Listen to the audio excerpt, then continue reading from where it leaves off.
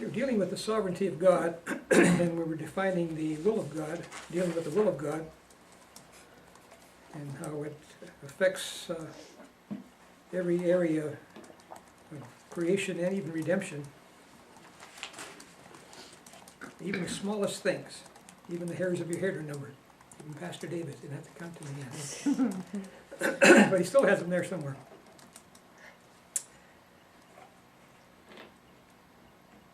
There's a number of good theology books that you can buy, sets as well as individual. And John Frame has written 4, and they're thick volumes of theology. He calls it the theology of lordship.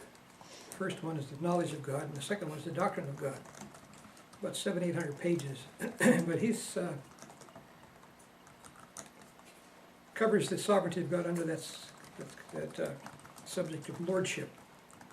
And he takes the treaty, the covenant that we have in the Old Testament, and it's been discovered that this is patterned after the 2nd millennium BC Hittite treaties. In other words, when Moses made a treaty, God had to make a treaty with Israel. He did it according to the pattern that was a treaty pattern in that day, in which a suzerain, which would be a lord, would conquer or be over a vassal nation. And then this treaty was made, and it's interesting and almost uncanny the way the book of Deuteronomy, for instance, you see it also in Leviticus and parts of Exodus, but Deuteronomy follows the pattern of a suzerain Hittite treaty. It starts off with evoking the gods. Of course, that's what it does, but it invokes creation to be witness to it. And then there's a section in which the suzerain, the Lord, emphasizes his power and his right to control the vassal nation. And of course, as you see, first parts of Deuteronomy, God speaks of how he redeemed them out of Egypt and brought them through the Red Sea and brought them into the land, and thus he has the power and competence to rule. So he has a section in there called control, lordship under the control of God, and this is what we've been dealing with when we talk about the will of God being exerted. And then the next section is his authority, which would be the law, which is expected to be obeyed by the vassal nation, which would be Israel in this case. And then the third part is the fact that there's the active presence of the Lord in the midst of his people, just as the suzerain was with was overlording and overlooking all that was done. And you have that section then in Deuteronomy where you have the blessings for obedience and the curses for disobedience. So God's continuing presence is there.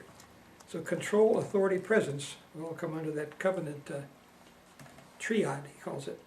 And that was interesting that each one looks at a different way, but the Word of God demonstrates the fact of God's sovereignty in these ways.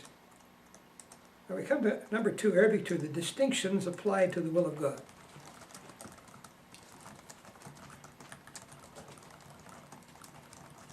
I've already alluded to these distinctions. In fact, we asked you to maybe check in 1 Peter. Did you find the different wills of God in Peter? Okay, I'll mark you down. We saw one passage in which it was taught. Of course, we saw there's the decorative will of God and the perceptive will of God. The revealed will, the secret will, and the revealed will. The will of purpose and the will of precept. So we have one in parentheses, the decorative will of God. Also called the will of purpose, the sovereign will, or the secret will. It is the will of God by which he purposes or decrees whatsoever will come to pass. It covers everything. We already looked at that. The will of God by which he purposes or decrees whatsoever will come to pass. Psalm 115 verse 3, our Lord is in the heavens, he hath done whatsoever he will. Daniel 4, 17 and 25, 32 and 35, where Nebuchadnezzar found that God is control of all the nations. And no one could stay his hand when it came to what he wanted to do. Romans 9, 18 and 19, of course, are tremendous passages. Whoever he wills, he hardens. Whoever wills, he shows mercy. So it's compassion on whom he will show compassion, mercy on whom he will show mercy. Ephesians 1, 4 and 5 and 11. We looked at those. Now this will is fixed and certain to be accomplished. This has also been called the efficacious will. Because God affects it and sees to it that it comes to pass. God being the cause of everything. Of course, that brings problems, but we'll have to answer those later. Then 2 in parentheses, the preceptive will of God, P-R-E-C-E-P-T-I-V, where you had the word precept. So it's the will of precept, or the revealed will. Now the revealed will is the rule of life laid down for his moral creatures. The rule of life laid down for his moral creatures. We may just sum it up with law and gospel.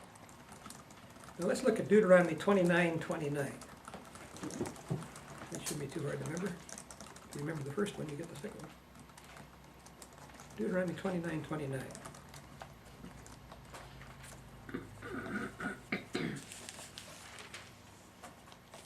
Let's look at that.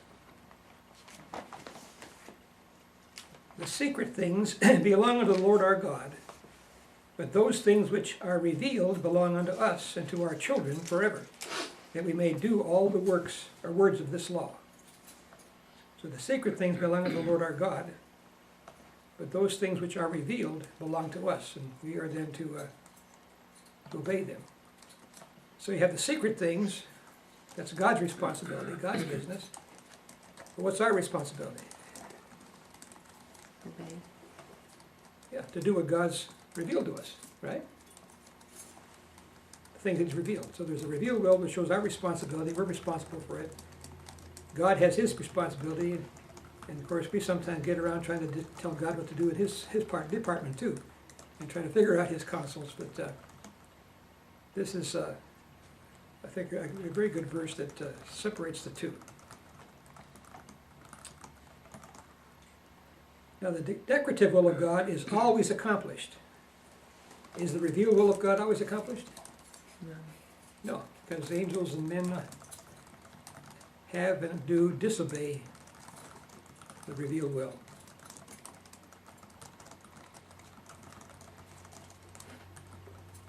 Here's some passages on the revealed will. Matthew 7:21, 12, and 12:50. Matthew 7:21, 12:50. John 4:34, 7:17. He that willeth to do should know the doctrine, whether it be of God or whether it be of myself, and so on. Jesus is saying. Romans 12:2, good and acceptable, perfect will of God. Deuteronomy 30, verse 14. Romans 10:8. Now this will can and often is disobeyed. Now there are two wills of God is evident in the epistle of 1 Peter. All right, let's look at, there's two passages, chapter 2:15 and 4:2. Let's look at those. 1 Peter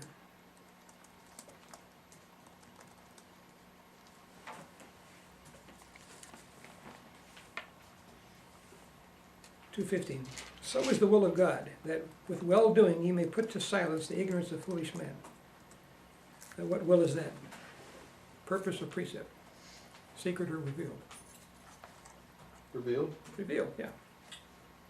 It's telling us what we're supposed to do, right? Revealed will.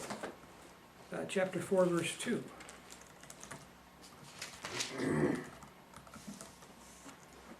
That he no longer should live the rest of his time in the flesh to the lust of men, but to the will of God. What is that? They create decorative. Precept? Yeah, precept, revealed will of God. This is the man who, when you're saved, Christ suffered in the flesh. Well, he that suffered in the flesh has ceased from sin, that he no longer should live the rest of his time in the flesh to the lust of men. That was how we lived before we were converted, but to the will of God. So that's our responsibility as Christians, to live according to the revealed will of God. Then in chapter 3, verse 17, and we noted this last time, For it is better if the will of God be so that you suffer for well-doing than for evil-doing. And what will is that?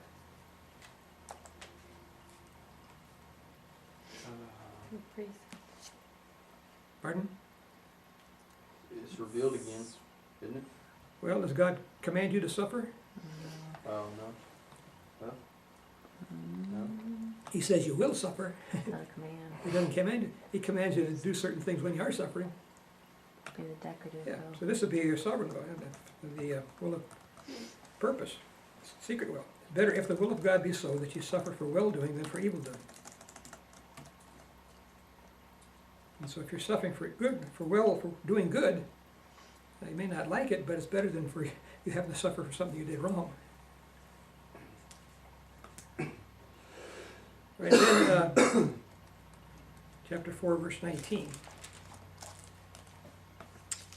Wherefore, let him that suffereth according to the will of God commit the keeping of their souls to him in well-doing, as unto a faithful Creator. Be decorative. Yeah, this again is decorative. It's you could say, in a sense, there's certain things we're to do when we're suffering, and so to suffer according to the will of God would be submissive and so on. So there's a combination there, but I think mainly he's talking about the fact that God may will in our lives to, and of course the theme of Peter is suffering. Suffering for well-doing, suffering for the gospel, suffering as a Christian. And so this is what God has ordained to come into our life. God has had one son without sin, but no sons without suffering. Right, so there you see the two of them. Now the Christian's response to the revealed will of God should be obedience, to the secret will, submissive faith. As Jesus said in the garden, thy will be done. Not my will, but thine be done. That's there. So to the revealed will we should obey. The secret will we submit in faith. All right, number 3, the freedom of God's will.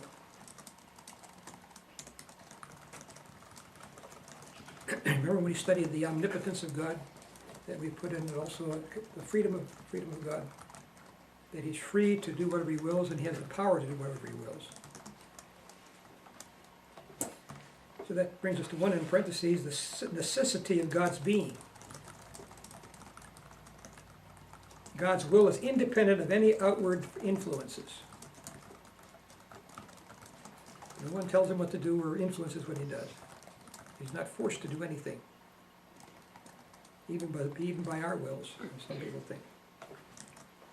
When we talk about a will being free, we must recognize that we're not talking about absolute freedom in which the will is independent of any antecedent causes. That's called libertarian view.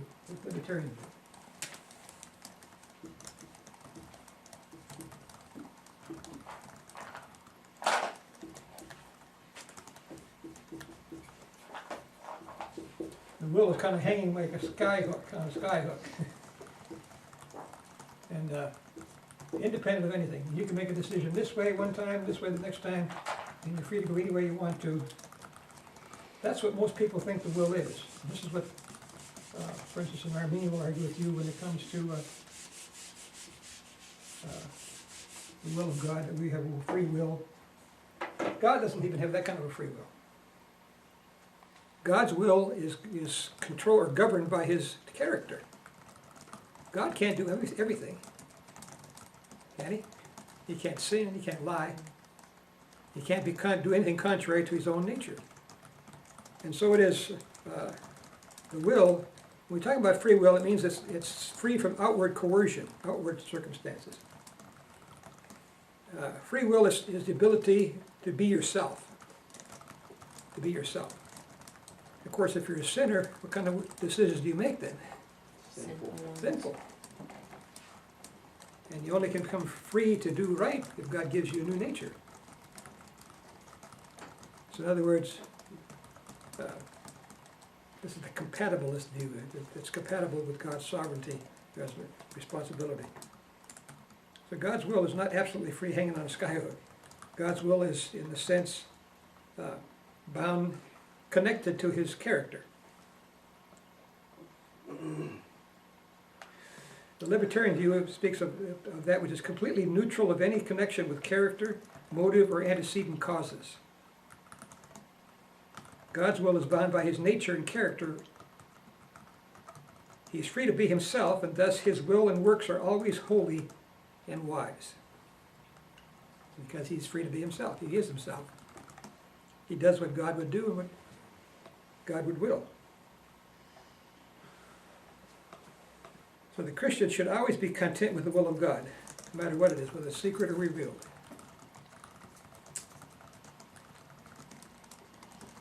I don't have time to really get into this. We'll get into it more when we get to soteriology. But this, of course, later on we'll study the important the questions that come up with this. Is man a robot then? And so on. What about evil and sin? And that'll come up in another couple of classes. So we'll have to discuss the will there. But you're free. But your freedom really is only limited also to the choices you have. Now, when you came in here, you are sitting exactly where you want to sit, right? Mm-hmm. We say, I want to sit over there. Well, but she beat you to it. Now, you could probably maybe pick her up and put her someplace else, but she would not be. You're the kind of a person that would want to accept her, wouldn't want to be that kind of a person. In other words, because of who you are and what you are, you chose to sit there because that's the seat you want, right? Mm-hmm. You didn't sit back there because you couldn't see or something. So all of us have a reason why we sat right where we sat. You know what I mean? Yeah. So every decision you make has a reason for it. And that reason is dependent upon what kind of a person you are, what the circumstances are, what the choices are. See? You didn't have a choice to stay home. Of course you did, but you wouldn't get any credit for this class, you see. So there's all kinds of reasons why you're here sitting in that seat where you are. Will is always bound or always directed by some antecedent, something that causes it. There's a reason for every decision we make.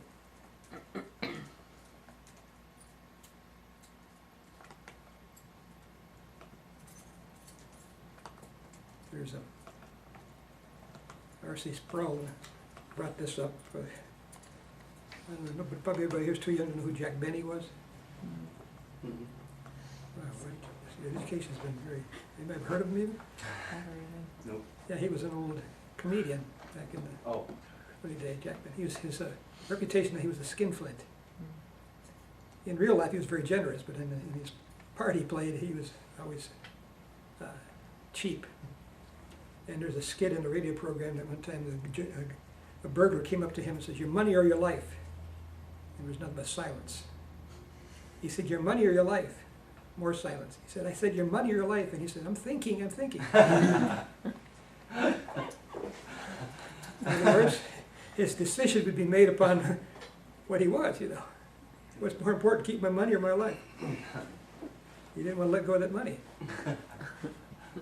Well, the same thing if somebody came to you, deny Christ or die. Again, your decision would be based upon your character, who you are. Amen? Right. All right, so the freedom of God's will. 2 in parentheses, the freedom of God's will. We saw the necessity of God's will, and then we now deal with the freedom of God's will. God determines voluntarily all things. Creation, times, places, circumstances, destinies, and so on. God did not have to create the universe because he was lonesome. I heard that God wanted his fellowship so bad he created us.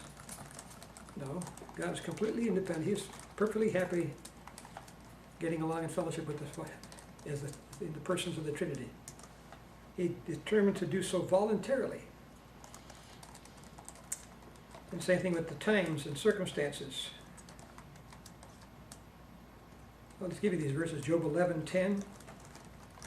Look them up because it'll be enlightening to you. 33:13. Psalm 113 verse 3. Proverbs 21:1. Isaiah 10:15. 29:16, 45:9, Matthew 20:15, Romans 9:15 to 18, and verse 20 and 21, 1 Corinthians 12:11, and Revelation 4:11. These are all things were created for his pleasure. There's basically three views concerning the running of the universe. You have A in parentheses, a little small a, the open universe.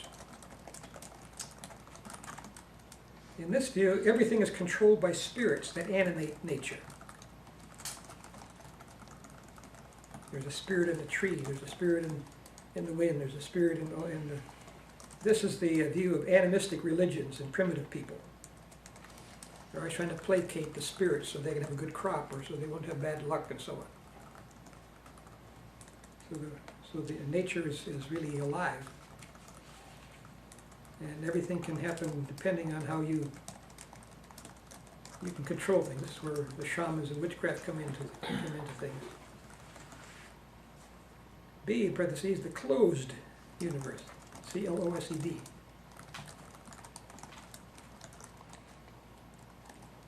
Now this includes such ideas that everything runs according to fixed laws.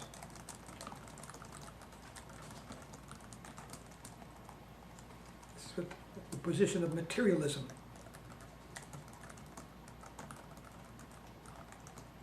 Fixed laws. And along with this, everything happens by chance.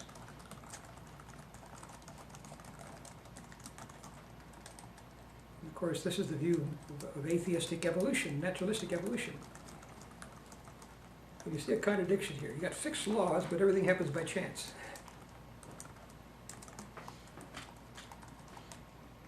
You got enough time, you got millions of years, so all these different mutations in the genetic code and so on can produce arms and legs and all kinds of things and complex living creatures we have today. There is no God, there is no purpose in creation. In fact, there is no creation because there was no creator. And yet we have fixed laws. But you can't have fixed laws without intelligent design, can you? You can't have fixed laws without God. Where did they get their ideas of laws of nature? From the Christians who founded natural science. They say you can't be a true scientist if you are a creationist.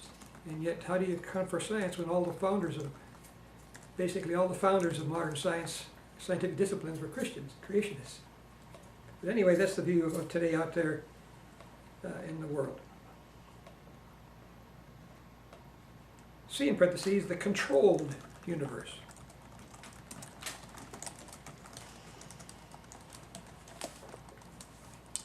Now, an extreme view of this is that everything is determined by impersonal force or fate.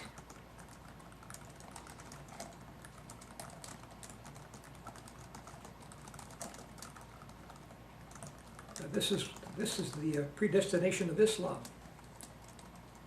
and the transcendent Allah is the one who controls everything by fate. The man on the street calls this luck.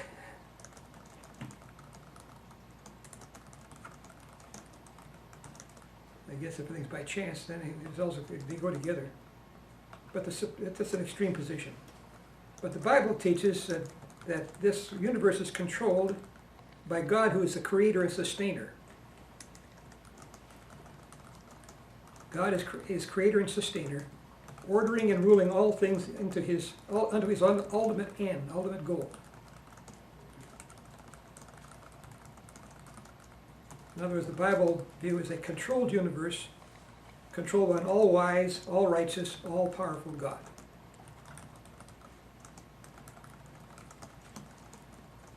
God has instituted the laws of nature, what that scientist called him. But can he overrule them any time and perform a miracle? Certainly.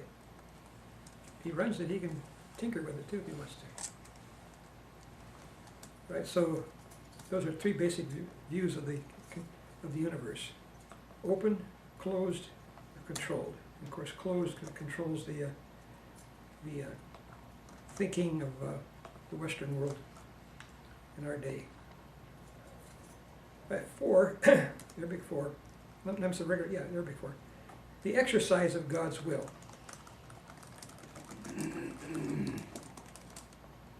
Now, the control of God's actions on men can be seen, or actions. God is in control of the actions of men in various ways, using secondary causes, secondary agencies.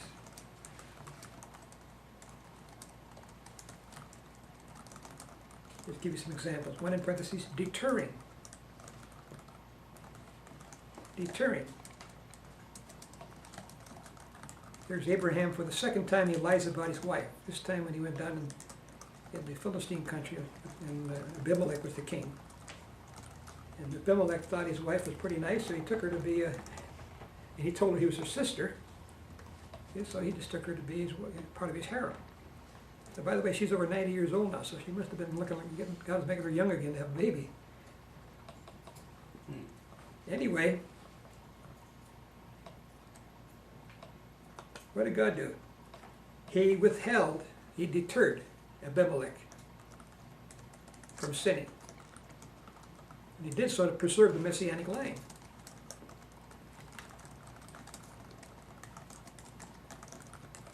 He withheld Abimelech from sinning against him, not allowing him to get sexually involved with Sarah. Genesis 20, verse 6.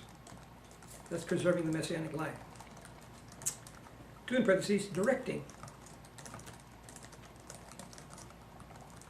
Look at Isaiah 10, 5, for instance. Assyria was threatening Israel and Judah. In fact, they actually took Israel into captivity, the northern nation, and was threatening Judah.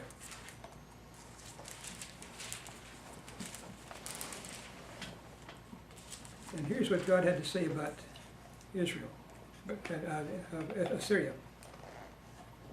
O Assyrian, the rod of mine anger and the staff in their hand is mine indignation.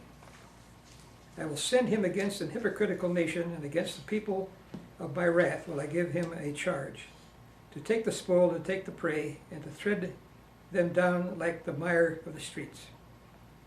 And he goes on to speak of him as an instrument, a hammer in his hand, and so on. Now the Assyrian was doing what he wanted. His imperialistic lust was going to come down there and try to take everything he could as spoil, conquer these nations and make them a part of his realm. But who was directing him? God was. He was using them as a weapon to chasten Israel. So God uses the imperialistic ambitions of Assyria to move them in as his instruments of chastening upon Israel and Judah. A little bit later, Assyria gets too big for its britches, and the Lord just tells us now, can the hammer boast against the carpenter? You're just an instrument. I'm the one that's in charge here. All right, 3 in parentheses, prompting.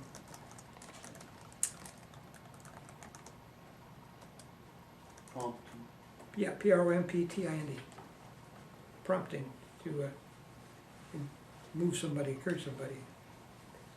Now in Ezra chapter 1, verse 1, it says that God stirred up the spirit of Cyrus, who was the first great emperor of the Medo-Persian Empire.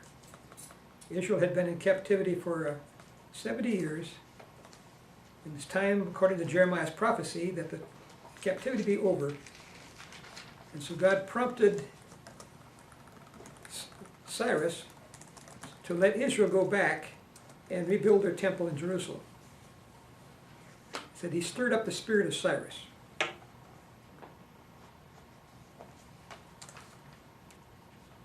So the Jewish remnant could return to the land and rebuild their temple, according to the prophecy of Jeremiah. And he also moved the leaders of Judah and Benjamin to follow suit, Ezra 1:5. He stirred up their spirits.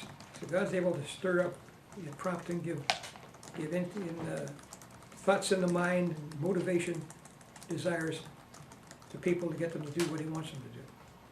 And this, of course, is to fulfill his word. Right, 4 in parentheses, permitting. Here's David, his son Absalom had rebelled against him. He had to flee Jerusalem with his mighty men. And as he's leaving, here's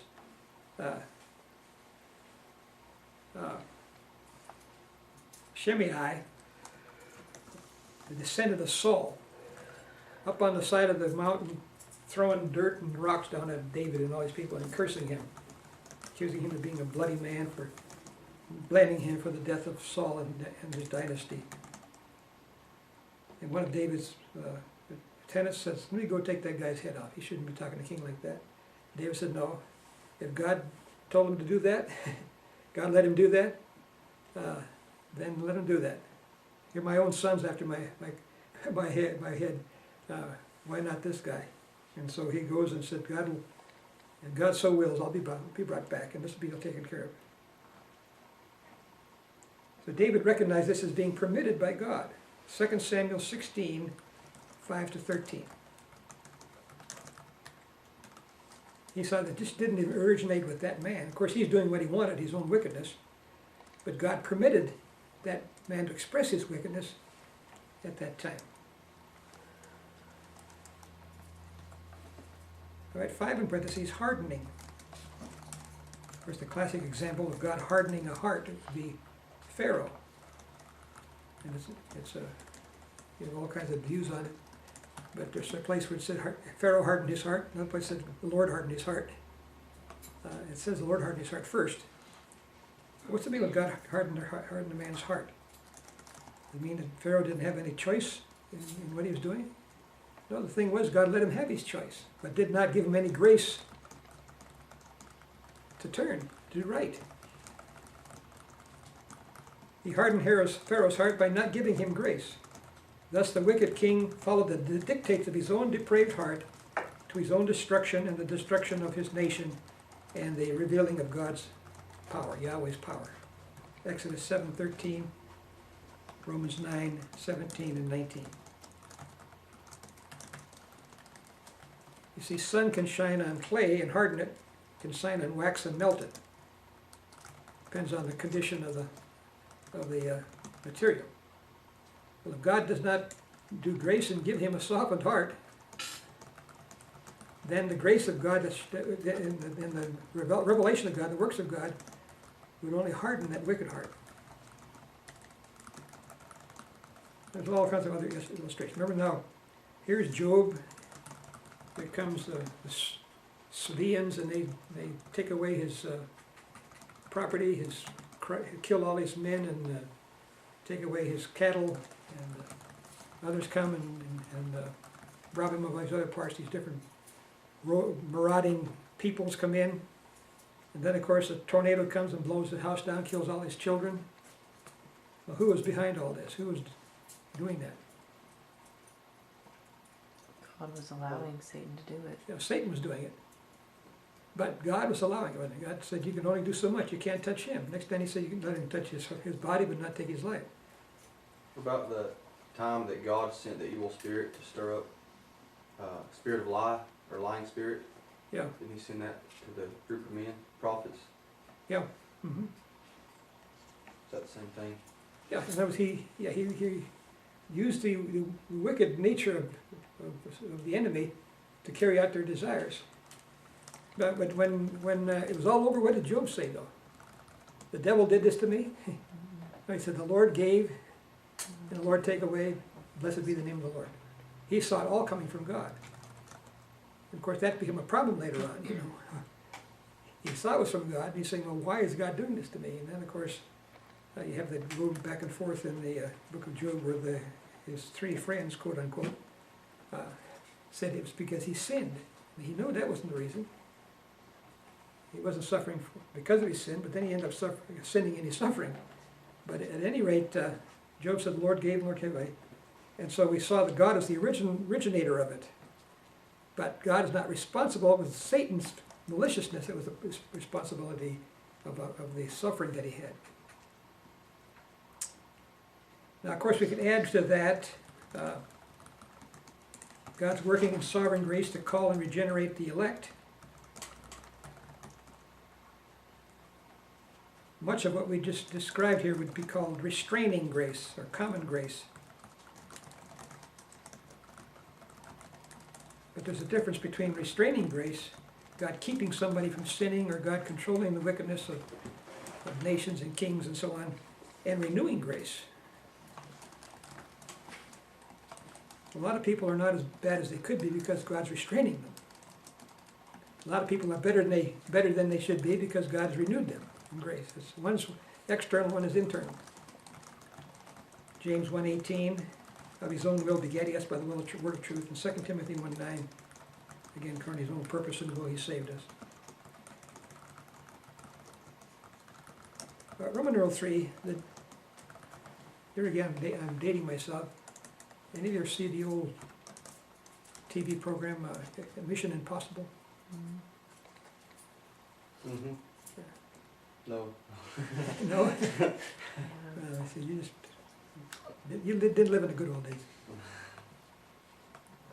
I guess there's been a couple of movies made on that, because I didn't see them, but this man would have a assignment, and they're supposed to go to maybe some South American country where there's a dictator, and they wanted to get somebody set free, and they would work the circumstances behind the scenes using the guy's own weaknesses and his strengths, whereby he would end up doing what they wanted to do, and yet it was his own responsibility.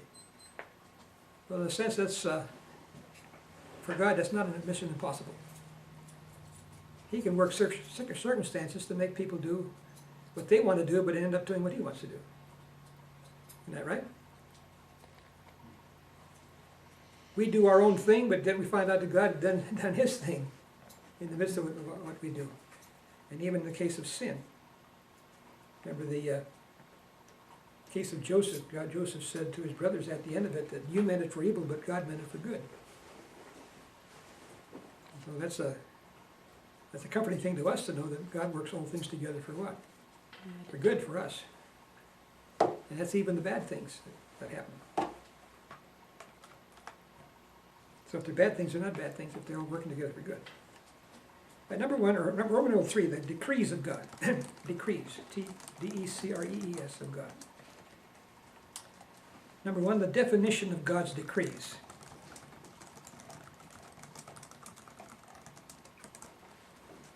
Now we're covering over the same kind of territory. When we speak of God's decrees, we are talking about his plan. The plan of God. But we've got to sound theological, so we call it the decrees of God. One in parentheses, scriptural evidence. Now God's decrees, which is a theological term, you don't find the word in our King James Bible, is connected with a number of biblical terms and concepts. All right, A in parentheses, Hebrew words. We've already looked at some words for will.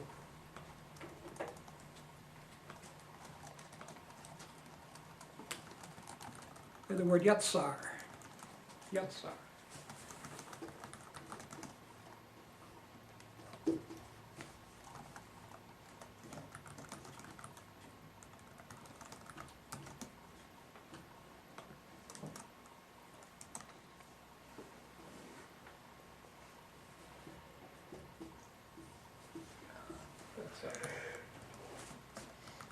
It means to fashion, form, purpose, or determine, or prior determination. Fashion, form, purpose, prior determination.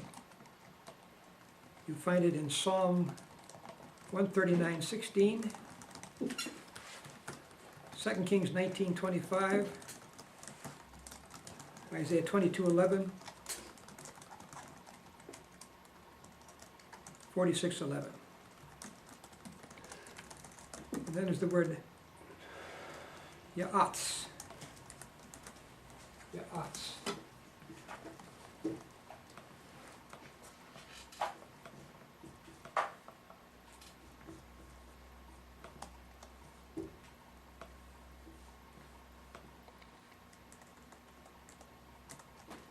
Let's see.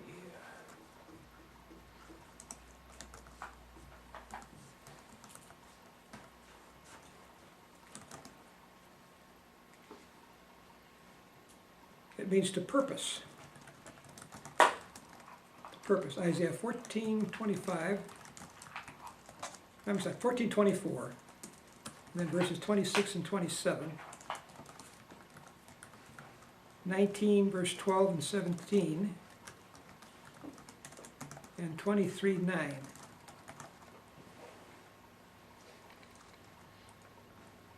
Then there's Yitzhak. Yitzhak. These all come from similar radicals. You can tell they're similar.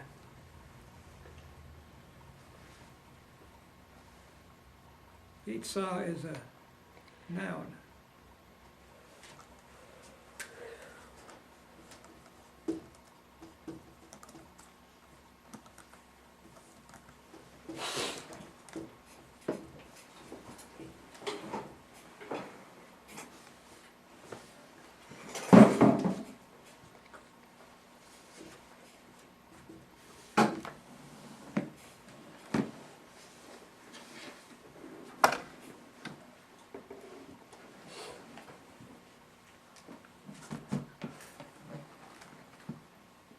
That's means counsel, C-O-U-N-S-E-L, or purpose.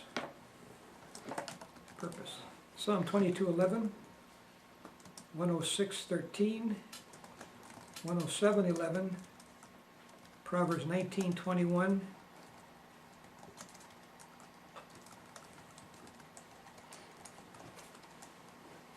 Isaiah 5:19, 19:17, 46:10.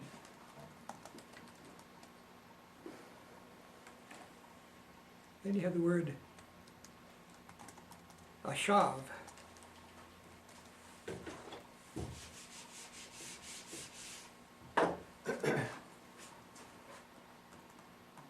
Hashav, hashav. There's your again. There's your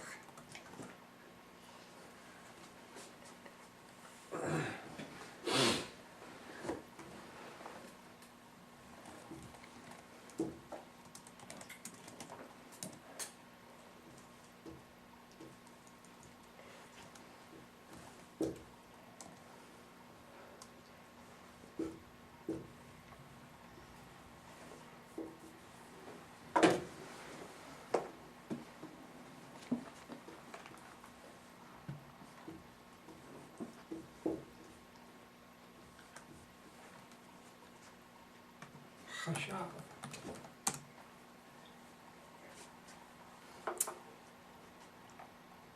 It means devise or purpose. Devise or purpose.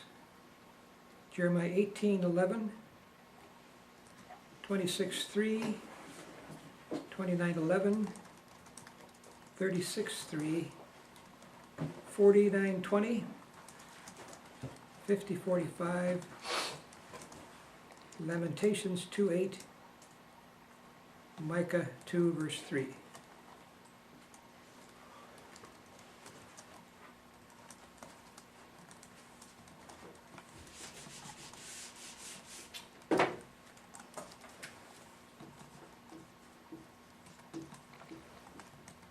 Zamam.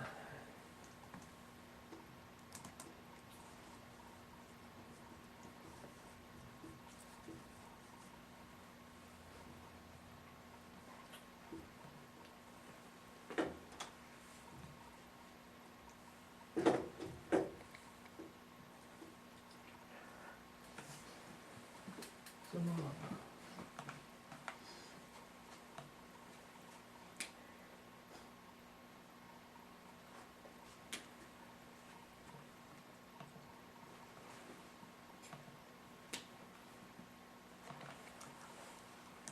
I'd like to see this. Put the specs out to see the specs.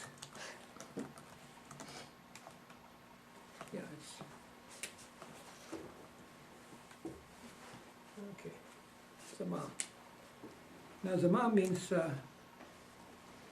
again to purpose or devise. Jeremiah 4:28 and 51:12.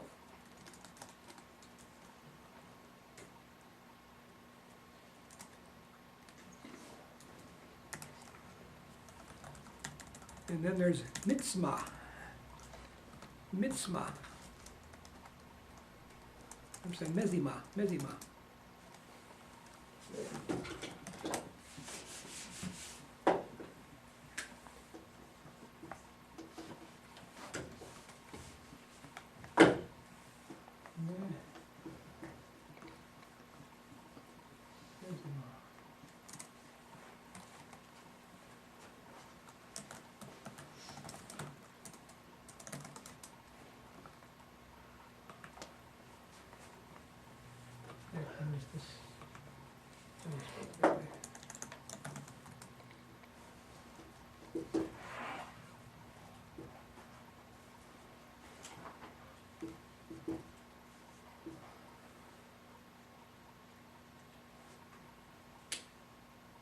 Mezima. That means it's two letters. Mezima. Maybe you have your Hebrew done by the time you get this one. Mezima means device. Device. Jeremiah 51:11. It's translated thoughts. Jeremiah 23:20.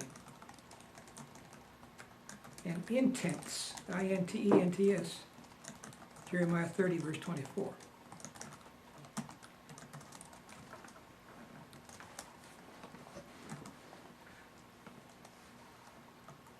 And then we have Mahashahub, Shabut.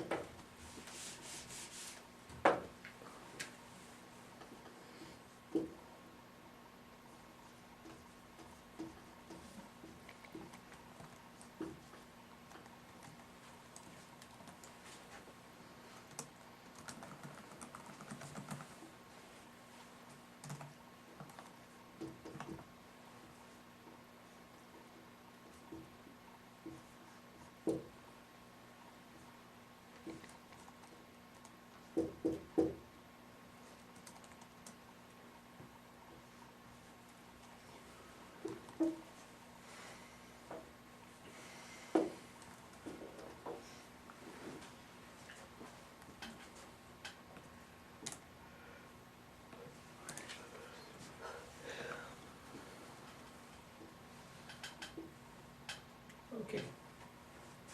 The Mahashabuth is translated thoughts.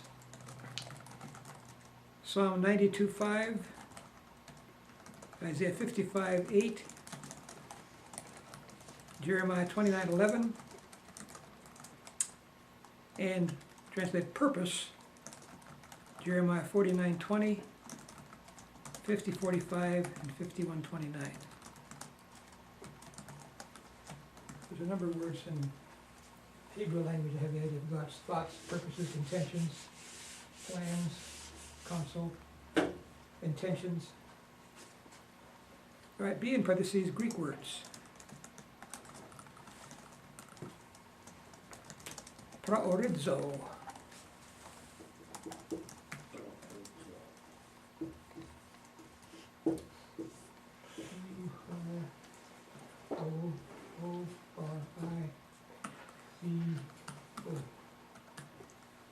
Instead of DZ sound. Horizo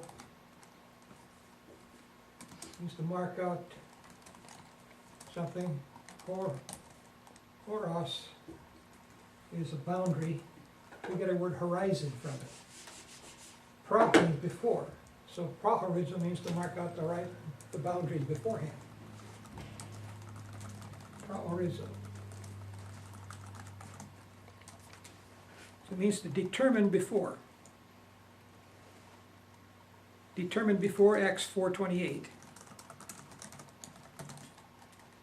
Predestinate or predestinated, Romans 8:29 and 30.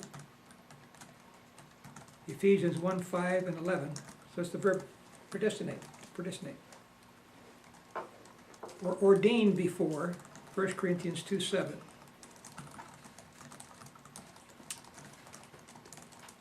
So it's translated predestinate, Romans and Ephesians, determined before in Acts, passage in Acts 4:28 when they were praying that God was doing what he determined or predestined before when he, in Psalm 2, about the Israel and the heathen gathering against the Lord and against his Christ. And then 1 Corinthians 2:7, ordained before. Then you have protasso. Protasso.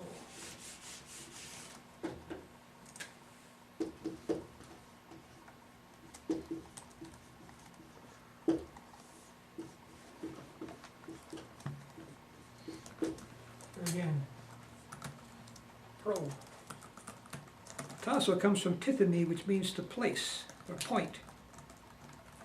So protasso means to appoint before. You got the numbers wrong.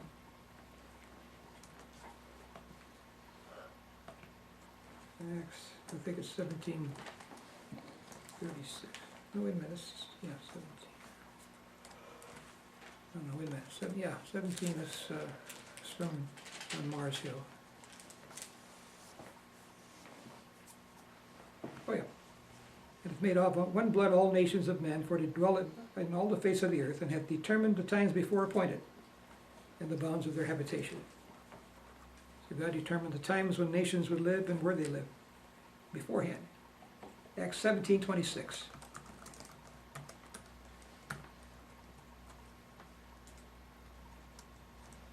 Yeah, tasso means to point, pros forth. And we have another one, pratithemi.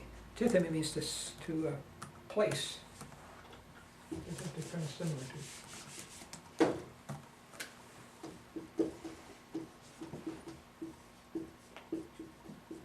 Pratithemi.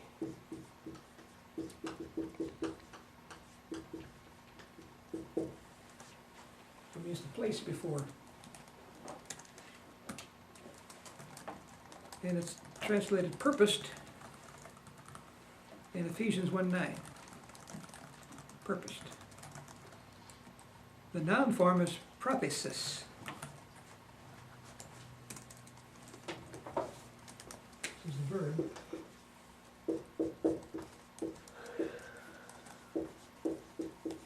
Prothesis. Prothesis, which is the noun purpose.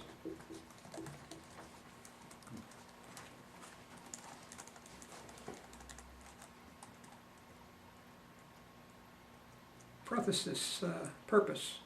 Romans 8:28. All things work together for good to them that love God, who are called according to his purpose. 9:11. Ephesians 1:11. 3:11. 2 Timothy 1:9.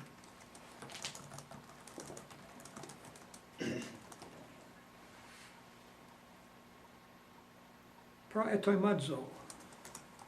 We have all these pros. God doesn't these things ahead of time.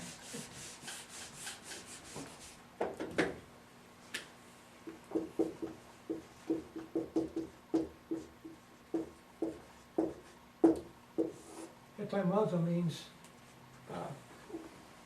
to prepare. And so etoimazo means to prepare before.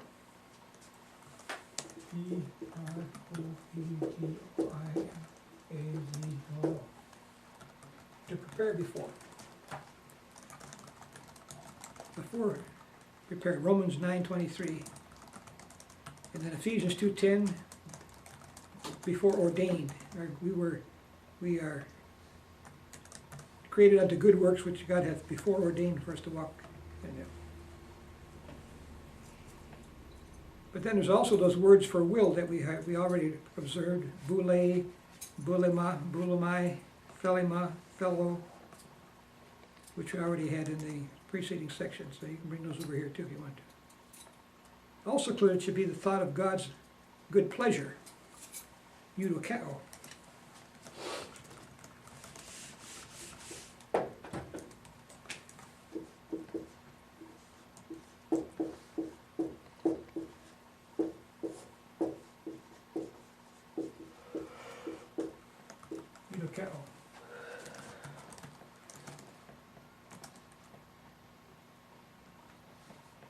good pleasure.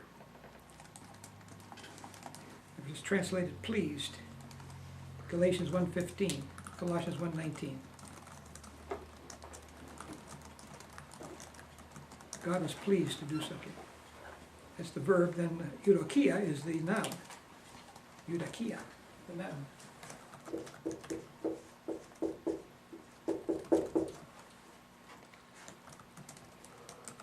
No either, eudokia.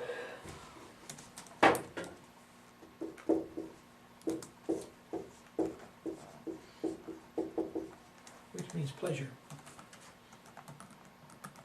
Good pleasure. The prefix "u" means good. And dakao comes from the word to seem or appear. That which seems good.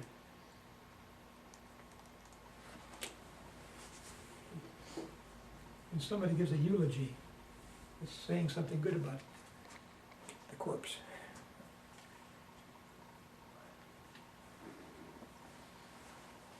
Good pleasure. Ephesians 1:5 and 6, Philippians 2:13. He works in us both the will and to do of his good pleasure, eudokia. Then there's other words that are also declared, are connected with God's decree, which speaks of God's knowledge. Yada.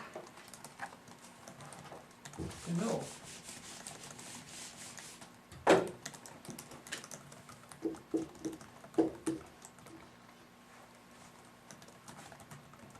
Let me see. Yeah.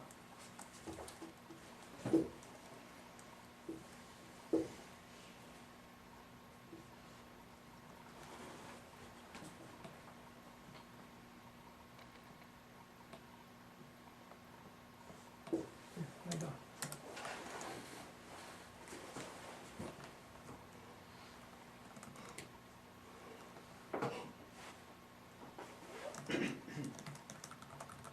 For instance, Amos chapter 3 verse 2 said, it speaks of Israel as being known. You only have I known of all the families of the earth.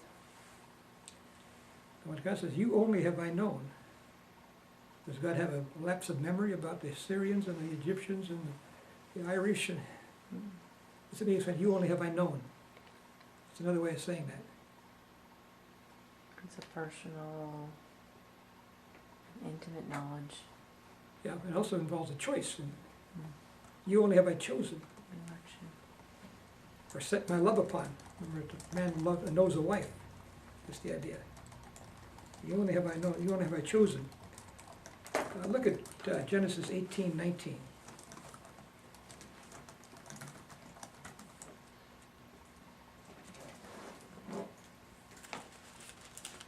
Here's God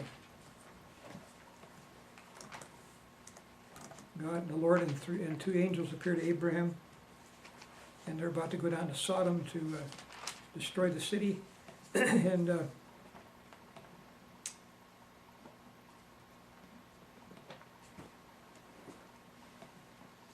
verse 17 says, and the Lord said, shall I hide from Abraham that thing which I do, seeing that Abraham shall surely become a great and mighty nation, and all the nations of the earth shall be blessed in him. Now look at verse 19. For I know him, that he will command his children and his household after him, and they shall keep the way of the Lord to do justice and judgment, that the Lord may bring upon Abraham that which he hath spoken of him. Now, on the surface, it looks like God is saying, I know that he will command his children. In other words, I know what he's going to do. It's that introduces a knowledge clause, a clause in the word of knowledge. But the word that there does not introduce a indirect discourse. It's a pronoun of purpose. Purpose.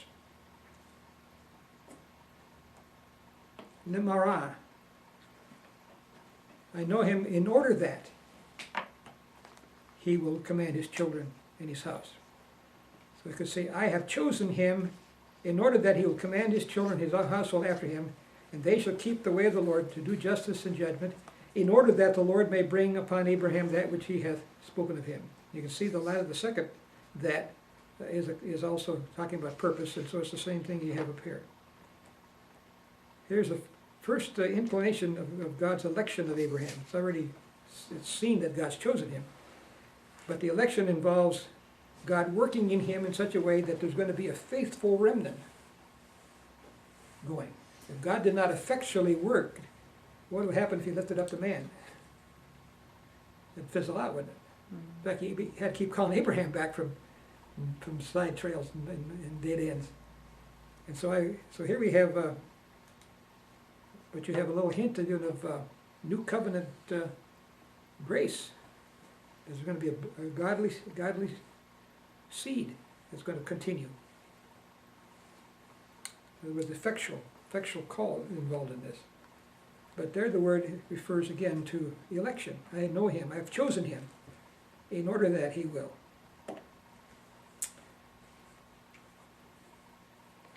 Now when you come to the New Testament, instead of the word yada, it's prognosko, know beforehand.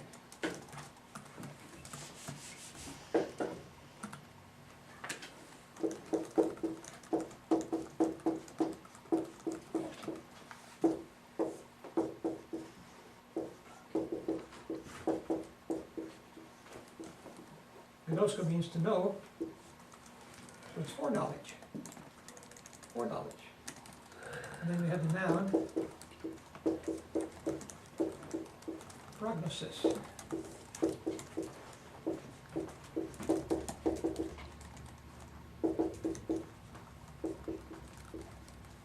Chosen according to the foreknowledge of God the Father. Now sometimes it means prescience. When you know something beforehand. When it comes to, has God cast away his people whom he foreknew? There he's talking about God setting his love upon them beforehand, his elective choice. Now you have, you saw for yada in the Old Testament, Amos 3:2 and Genesis 18:19. In the New Testament you have prognosko, did foreknow, in Romans 8:29 and 11:2. Foreordained, it's translated foreordained in 1 Peter 1:20. The word prognosko in the participial form. And the noun prognosis is found in Acts 2:23 and 1 Peter 1:2. Peter uses it both times, one at Pentecost, one in his epistle. Elect according to the foreknowledge, and Jesus is delivered up by the determinate counsel and foreknowledge of God. So all these are words that are in the context of God's decrees. All right, number 2 in parentheses, theological definition.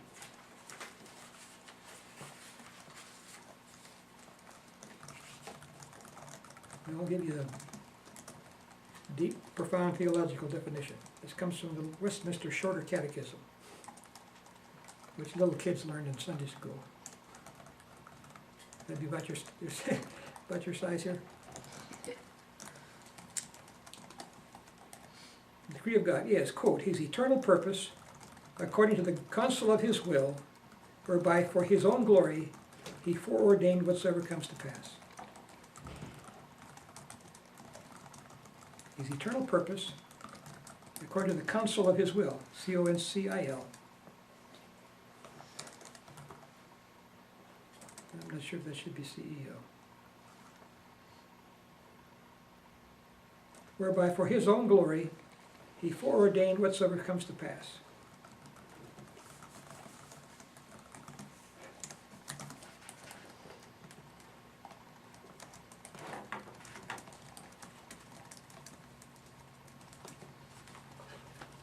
Every little Presbyterian boy and girl is supposed to know that. It's a good definition. All right, we'll get into number 2, the nature of God's decrees. The nature of God's decrees. One in parentheses, the decree is one.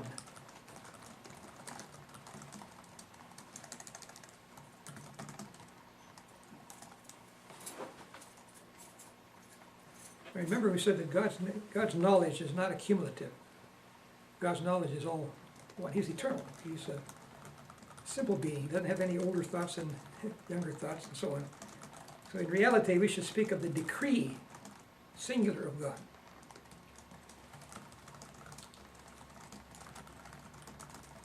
The decree of God is a single, all-comprehensive, and simultaneous act. The decree of God is a single, all-comprehensive, simultaneous act because God's knowledge is immediate and simultaneous. So God has one purpose. And of course, from our standpoint, that includes a lot of purposes. But from his standpoint, it's one purpose, one overall, all-comprehensive purpose. We are finite creatures, and we see his divine purposes as decrees. But from God's standpoint, it is a decree, one all-encompassing purpose. Right, two in parentheses, the decree relates to God's knowledge. The decree relates to God's knowledge.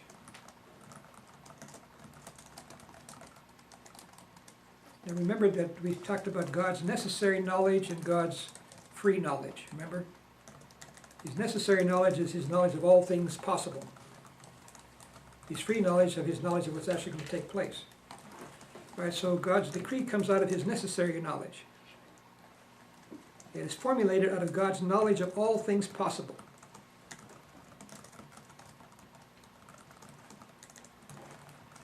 So out of his necessary knowledge in wisdom, he, by an act of his will,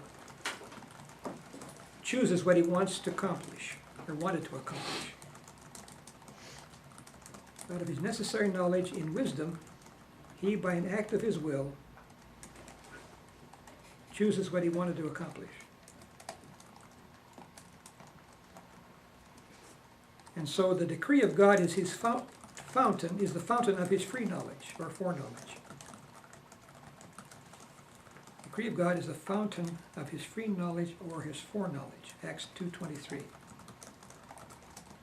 Just for instance, the cross is an example. But the determinate counsel and foreknowledge of God. Foreknowledge, the determinate counsel speaks of his will, foreknowledge speaks of his knowledge. Together they determined that Christ was going to die on the cross, and men are going to, we could hands crucify him, but through that, redemption would come. Now, semi-Pelagians and Arminians teach that God's predetermination depends on his foreknowledge. But God knows what will be because he wills it to be. God knows what will be because he wills it to be.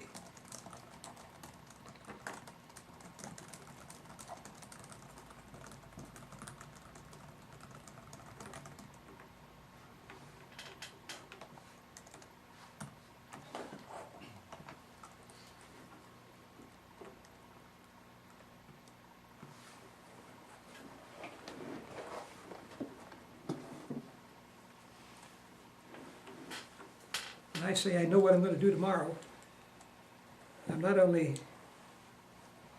talking about what I know, but I know it because it's what I'm purposed to do. Now, I may not do it. That's different between me and God. But if God knows what he's going to do tomorrow, it's because he purposed it, and he accomplishes it. So whatever will be, it will be because God wills it to be. And therefore he knows it's going to be because he willed it to be. Make sense? Yeah, somebody asked if you believe whatever will be, will be. Well, it's better if we don't believe whatever won't be, or whatever will be, won't be. Okay, we'll